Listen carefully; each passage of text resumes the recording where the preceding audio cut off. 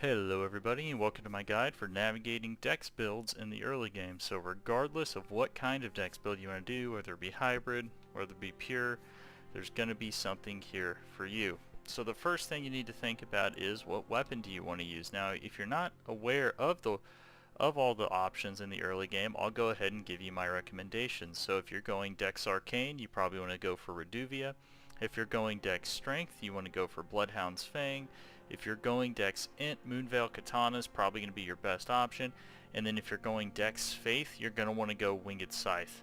Now, it's important to know this just because the various classes you can choose at the beginning obviously have different stats, and it's going to make it easier or harder to be able to wield the weapon because all these weapons have stat requirements that are going to be higher than the base. So first off, if you want to go for Reduvia, my recommendation is going to be Bandit. The reason why is you need to have Dex and Arcane for this. This is the starting class that has the highest Dex and Arcane. So you're going to be able to use Reduvia right out of the gate. When it comes to the Bloodhound's Fang, that is a Strength and Dex item. So we're going to be looking for somebody that has a little bit more strength and dex. So you're probably going to be looking at the Vagabond. It has the highest strength and dex out of any of these, I believe. I believe the rest of these have, well, or the Samurai, but the Samurai is more dex. I guess the swap up with the Samurai is more dex based, whereas the Vagabond has a little bit more strength. So I'd say you're probably a little bit better off going for the Vagabond. However, Samurai is probably equally as good. But then if we go for Dex Int, we're going to want to go for the Prisoner. So there's a 14 Dex, a 14 Int. It's going to really help you get into the Moonveil Katana. Not only that, it also starts off with a staff. So because you're going Dex Int, ideally you're probably going to be doing a mix of spells and melee weapons. And then lastly, we're going to have the Winged Scythe. Now, the Winged Scythe is interesting because it requires 24 faith. So my recommendation for this one would be the Confessor, because the Confessor has the highest face with the best mix of physical stats. Alright, well, with that being said, let's go on and get into how we get these weapons that I was talking about and to see what these weapons do. Go over what these weapons do. So Reduvia is a dagger that you're going to be using if you want to go Dex Arcane. It does blood loss, has an okay amount of physical damage, and its special is a ranged bleed buildup, so you have the utility of also being ranged even when you're a Dex Arcane build.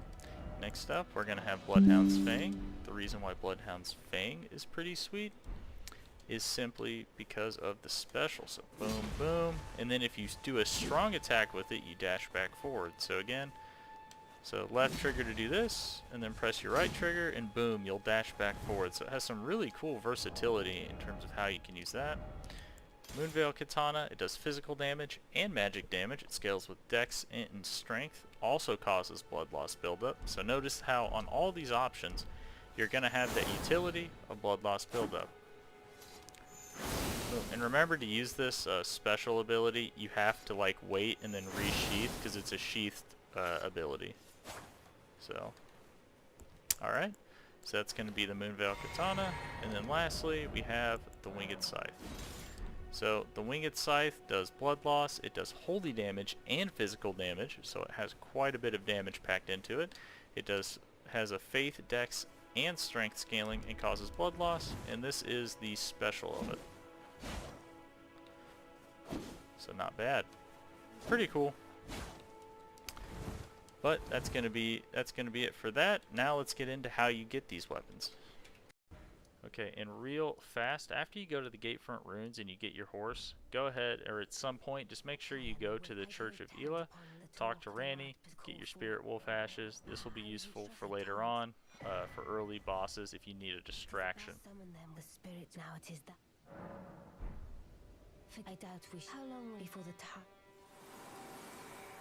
Alright, real quick, I'm going to show you the dragon trick, because a couple of these weapons are going to require you to kill bosses just so you can get a nice boost in level to make it a lot smoother and easier to do that. So first off, we need to go grab this flail. The reason we're doing this is because we need a blood loss weapon. Now, if you already have access to a blood loss weapon because you chose samurai or something like that, you don't need to do this. But if you didn't choose samurai, you'll need to do this. So then we're going to head to the Third Church of America. If you noticed, I went and I zoomed in on that pond up there. That's because there's a teleporter that's going to take you to the Bestial Sanctum, which is then going to allow you to just make the run right over here to Fort Ferroth. So then you can pick up Radagon's Sword Seal. The reason why we want the Radagon Sword Seal is because it's going to give us enough dex to wield the flail effectively, and because it's also, in my opinion, the best standalone talisman for the early game. So go here, jump over this platform, be careful of the two rats right here. They can catch you off guard, and it's going to be on a body right there.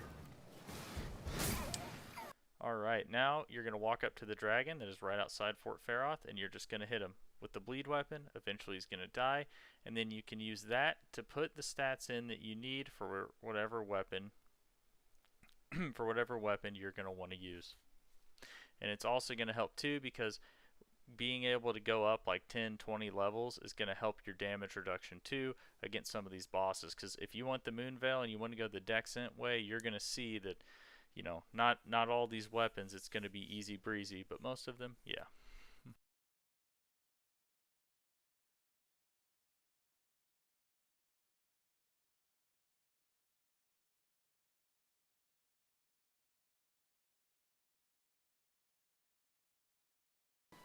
So here, this is how you get the winged scythe.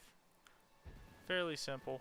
You just have to run to some runes and pick it up. This is going to be one of the easier ones to get because all you have to do is run to it, and it is an absolutely awesome weapon.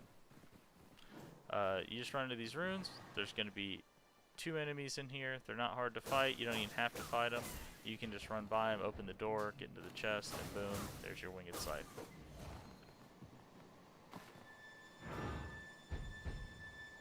Alrighty, to start out, over in Limgrave and Murkwater Cave, over in that crag, you're going to get invaded by Bloody Finger Nefarious.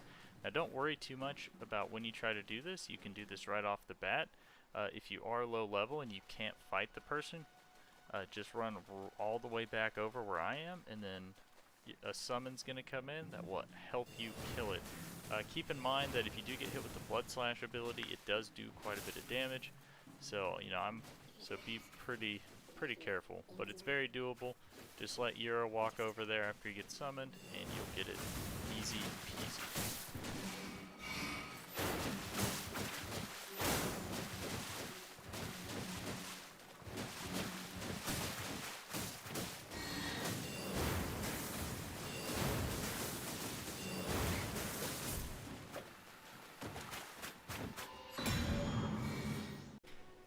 Next up, we got the Bloodhound's Fang. You get this from killing the boss in the Forlorn Hound Everjail.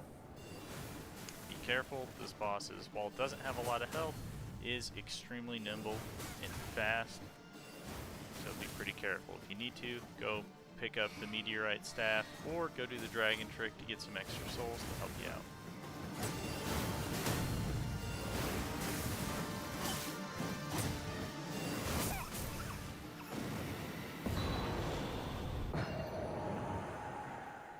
So this is how you get the Meteorite Staff and Rock Sling. If you are going for the Moonveil Katana, you 100% need to do this, because this is going to be the hardest boss fight that you have to do for any of these weapons. So all you have to do is go to the swamp. Down here in the ruins, you'll find Rock Sling. This is an amazing high damage ability that also does quite a bit of poise damage. And then run back up, and the Meteorite Staff is just going to be sitting over in the northwestern area over here. Now, or in this northwestern building. This also boosts the damage of that Rock Sling by 30%, and it has an S scaling for intelligence, so it's really good if you're going a Dex Int build. Alright, so now going right on into the boss. The big thing to know here is that if you are using the strategy I'm using here, you need to hit him 3 times specifically in the head, and it will poise break him with the Rock Sling, right? So you just want to use that to your advantage and just constantly be trying to poise break him, because you can interrupt, as you saw, that dash. Now I'm pretty sure I almost died here, but yeah, you have to be real careful. It's it really makes it easy if you just run over and get the rock sling, because I tried this in so many different ways to see, okay, how can I get this guy dead with, you know, the minimum amount of effort of, you know, like, so you don't have to do any, like, insane rune farming or something like that. All I did was the dragon trick, I got rock sling, the meteorite staff, and then I was able to do this. The spirit wolf ashes do not help here at all. He one-shots them almost immediately, because this is a boss in Caelid, and this is more of a mid-game area than an early game area. But the weapon is, it's just, you know, it's probably the best dex int weapon that you can really get. There are a couple other ones later on in the game, but for now, this is probably going to be the earliest one you can get. Alrighty, well, that's going to do it. Hopefully you enjoyed this. Hope you enjoyed this guide, and hopefully I've helped you get some items and weapons that are making it a lot easier for you to progress through the game to get to all the cool, juicy mid and late game items. So now I leave you with a Dex Int Margit kill, then a Reduvia Margit kill, and a Winged Scythe Margit kill, just so you can see the various different play styles. Couple quick tips for Margit is the best time to attack him is when he does his charge and jump attack. So that charge attack, so my wolves were there, so he charged at them. But if he charges at you, you can roll twice to dodge the ability, get in 2 hits, and then back off. You gotta be a little bit patient when you're doing melee builds with this guy, because he's a little spammy on his abilities, but as you can see, I mean, if you're doing any kind of ranged build, it kind of trivializes the fight. I had the easiest time with this guy using Reduvia, and then any int dex build, hybrid, anything like that. I think the one that was the most challenging was the Winged Scythe one, and that was because I didn't have any access to any ranged abilities at all. But anyway, I hope this helps. Enjoy!